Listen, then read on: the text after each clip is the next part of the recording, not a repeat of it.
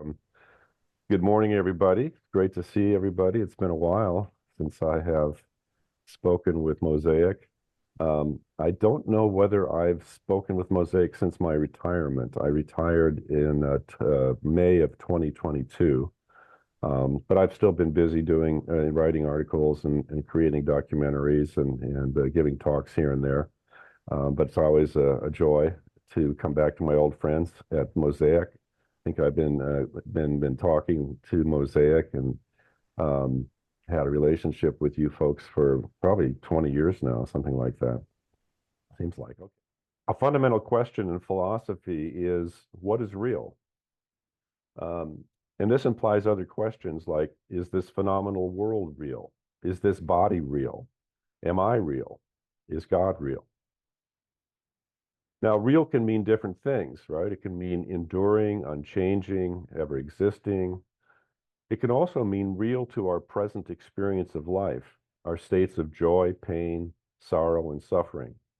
In the second sense, it does not mean unchanging, but rather temporarily present and vivid in our experience.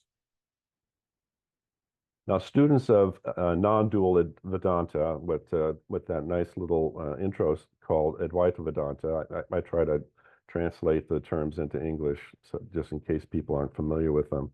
But students of non-dual Vedanta and non-dual Shaivism are trained to develop viveka, or spiritual discernment, so as to see clearly what is real and what is unreal in a spiritual sense. And one key dimension of Viveka is the doctrine of Maya. And that was a great little intro that came up earlier. Now, our understanding of Maya, and this is the thrust of my argument, makes a big difference for how we approach daily life and how we experience the phenomenal world. And both Advaita Vedanta and non-dual Shaivism, sometimes also called Kashmir Shaivism, they have a different understanding of Maya, and I think it makes a very big difference for how we approach the phenomenal world, or the world, time and space that most of us are experiencing. Okay, so let's talk a little bit about Maya as a concept and where it comes from in the Indian tradition. In the great scriptures called the Upanishads, Maya is understood in two ways. I mean, if you look at all of the passages, they're basically two things that are being said with this word. The first understanding of Maya is that it's the cause of creation, related to this wondrous, awe-inspiring creative power called Shakti. Okay, so that's Maya is the cause of creation, and it's related to this great creative power called Shakti. The second meaning for Maya is Maya as more an effect, the creation itself. And there it has the meaning of an appearance or an illusion, almost like a conjurer's trick. So the thrust of the Upanishadic teaching is that through the mysterious power of Maya, the world of multiplicity appears. But this world of multiplicity, according to Vedanta, is an illusion that ensnares the jiva, or the individual soul, in the ocean of human suffering. So this sense of being a separate, independently existing entity is the root cause of all suffering in Vedanta. For the sage Gaudapada, who was the teacher of Shankara, the great articulator of Advaita Vedanta, the Atman, or the human soul, experiences in the waking and the dream states various things that are unreal. So the whole waking and dream states are an illusion that is taken for reality. And these illusory experiences emerge and subsist through the power of Maya. Somehow Maya conjures this up in front of our awareness. Now, the same is true for the universe as a whole. Though it is experienced as real, according to Advaita Vedanta, it is an illusion. Because the true nature of the Atman is unity with the divine reality. In other words, we always have been and always will be at one with the divine totality. And so therefore, our true nature is to be free of phenomenal conditions and duality.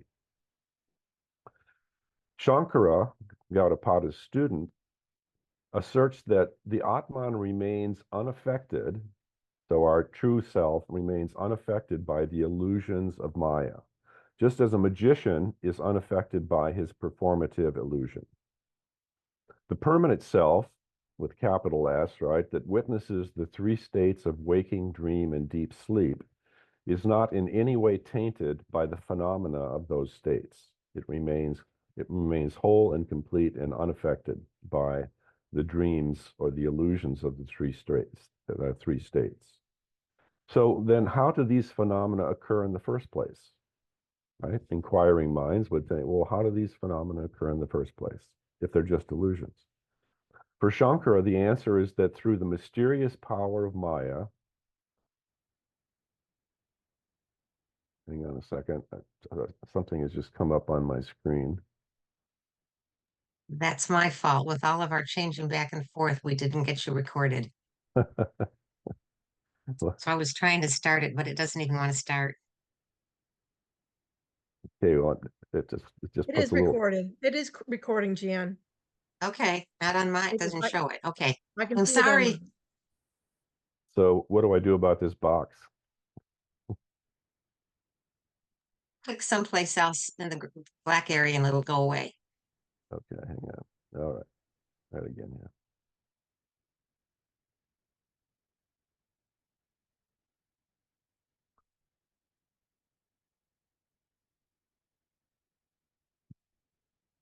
Okay, so the question was, how do these phenomena occur in the first place? For Shankara, the answer is that through the mysterious power of Maya, names and forms are imposed on this, or superimposed, that's a very important word for him, superimposition, superimposed on the screen of the self or pure consciousness. These creations are neither Brahman, right, the one reality, nor are they different from it. And this is a bone I have to pick with Shankara, because for me that's a seemingly contradictory position that does not directly address the nature of Maya. So what are some possible consequences of Advaita Vedanta's conception of Maya for everyday life? Well, first of all, there may be a sense that the created world of phenomena is a kind of trap for human souls, similar to the Platonic idea of the body and materiality as a prison of the soul. This, in turn, can lead to a devaluation of the world of nature, the human body, human relationships, and ordinary human experiences. Right? If they're all illusions and snares that keep us trapped in the cycle of suffering, then the best course of action might be to simply withdraw from the world and to treat the empirical world and the ordinary patterns of human life with suspicion and detachment. And of course, this is the famous path of renunciation that you do find in certain schools of Hinduism. Um, the renunciate, the sannyasin, simply withdraws from interaction with ordinary human life and spends their whole life in meditation and, in a sense, trying to retreat from the sensory world. A second possible consequence of Vedanta's conception of Maya is a kind of pessimism regarding the entire human experience, a lack of appreciation for the miracle of phenomenal existence. For all its challenges and sorrows, I would say human life and the natural order have intrinsic value, for they only exist by divine sanction. In Vedanta, all is one. This world, according to that logic, could not exist outside of the divine one. In a sense, the fact that human life is ephemeral and contingent makes it all the more precious, as each day is a kind of one-off that will never appear again in the divine economy. The intuition that the world is not our true home and that a more perfect reality awaits us as we awaken to our true nature should not deter us from fully appreciating what emerges mysteriously each day. So that gives you a sense of some of the possible, what I see as downsides of embracing the Advaita Vedanta view of Maya. This idea that the world is this dangerous illusion and that we need to escape from sensory existence. Now, Kashmir Shaivism, or non-dual Shaivism, is like Vedanta, a monistic vision of reality. In other words, there's only one reality. Instead of Brahman as the supreme absolute, excuse me,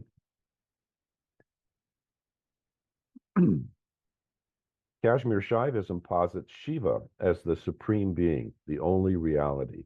And that's why I love that little musical interlude that you had, because it was Shiva and then also the Shakti. Shiva is described as eternal being, infinite awareness, and supreme joy and perfect freedom. Brahman is described in Vedanta in much the same way, but Kashmir Shaivism adds two more attributes to the nature of Shiva. Spanda, S-P-A-N-D-A, or the divine vibration or word, which is essentially a way of saying the supreme being's delight in its creative power. And Icha, I-C-C-H-A, the divine will or intention to create the phenomenal universe. So in Kashmir Shaivism, there's this aspect of Brahman that is purely at rest, like in Vedanta, but there's also an aspect of Brahma that is in activity, in manifestation, in creative manifestation. So the main differences have to do with the status then of the created world. For Kashmir Shaivism, the dynamic power of Shiva that creates the phenomenal world is his feminine polarity or Shakti. She actualizes the latent powers of Shiva and emanates the many levels of spiritual and material reality, the phenomenal worlds that we perceive as independently existing objects. So Maya in Kashmir Shaivism is the supreme power of Shakti to create the phenomenal world with its seeming dualities. But the world of Maya in Kashmir Shaivism is not a dangerous trap or prison for the human soul, something to be withdrawn from. It is rather the supremely free and divinely intended creative expression of Shiva Shakti, the divine pair. The supreme absolute in Kashmir Shaivism intends itself to be contracted into individual souls who have seemingly limited intelligence and lifespans. And why does Shiva Shakti do this? Simply to express its creative joy, to create and sustain a world in which limited versions of itself engage in an infinite range of human experiences as they struggle through times of contracted awareness and expanded awareness. In other words, the phenomenal world in Kashmir Shaivism is the creation and compacted expression of Shiva Shakti itself. It is not an accident. It's not a valley of endless sorrows. It's not a mysterious superimposition in Brahman, but rather a field of divine play, or lila, that expresses the supreme freedom and creative joy of Shiva. Shakti, the divine mother of creation, is not separate from the creation. Her presence permeates the created order as it is emanated each moment. And this is an important idea in Kashmir Shaivism, that each moment is actually an emanation from the heart of the divine Shakti. It's an ongoing emanation, just like when you go to a movie theater and you see the film being projected on the screen. The same thing is happening in our experience moment to moment. This whole thing is being projected in awareness, and it's an ongoing, living kind of thing that's fully imbued with the divine Shakti in the Kashmir Shaivite vision. So Kashmir Shaivism asserts that the phenomenal world is real, not unreal, as it emanates from and embodies the will, as it emanates from and embodies the will of the Divine One. At the same time, it in no way compromises the absolute transcendence of Shiva. It is filled with divine being, imbued with divine being, not an alien world devoid of divine presence. A traditional Christian liturgical prayer puts this another way. Holy, holy, holy, Lord God of hosts, heaven and earth are filled with your glory. Right? That's the Kashmir Shaivite vision. Heaven and earth are filled with the glory, the presence, the being of the Divine One. So what are the practical implications of this understanding of Maya? First, Kashmir Shaivism fosters a profound gratitude for the gift of life, both in its transcendent and immanent aspects. While keeping one's eye on the prize, as it were, of self-realization, it allows for one to develop an awareness of the divine presence throughout the phenomenal order, in the ordinary events of daily life, in the joys and challenges of human relationships, in the natural world, in the passage of time, and in all forms of human creative expression. In this tradition, Kashmir Shaivism, the physical body itself is seen as a locus of divine creativity and of divinity itself. The student of Shaivism can see their human experiences as the creative play of Shakti, who alone governs when self-recognition occurs and when we are in our more contracted, concealed human state. It's like a cosmic game of hide and seek, and it's all under the control of the divine Shakti. So the moments when we feel completely contracted and separate, and those moments when we feel completely expanded and one with all things. With this understanding, there's the potential for less struggle and confusion and a greater patience with the divine dance that unfolds each day. If I'm feeling contracted and separate today, so be it. One knows that this is all part of the divine Leela and that things will change. It's always this alternation between expansion and contraction. But that's all part of the will's divine activity to create a world like that. The Kashmir Shaivism perspective on Maya also opens up avenues for enjoyment of the aesthetic dimension of human existence. Whether it is a strikingly beautiful sunset or sunrise, a bird song, an illuminating lecture, a family fight, the birth of a child, moments of creativity in a workshop or studio or kitchen. Each moment in the mysterious world of Maya can be appreciated as an awe-inspiring, creative expression of the divine Shakti, in which we are both full participants and observers. So in the Kashmir Shaivite perspective, Maya is no longer a problem in the sense of a delusional world of false perceptions and continuous suffering from which we must find escape. Rather, the world of Maya is a magical and mysterious experience of both spiritual and mundane adventures, the often bewildering masterpiece of the divine illusionist.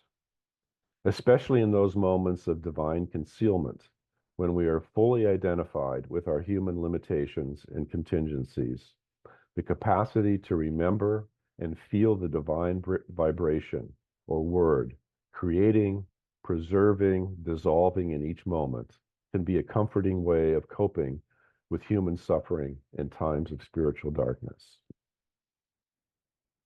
So to kind of conclude, non-dual Vedanta and Kashmir Shaivism are two spiritual systems that attempt to understand the nature of reality, and particularly the reality or unreality of the created world, the world of everyday lived human experience. Their different understandings of the fundamental concept of Maya have repercussions for how to live a fully human and fully divine life in this ordinary world. Thanks.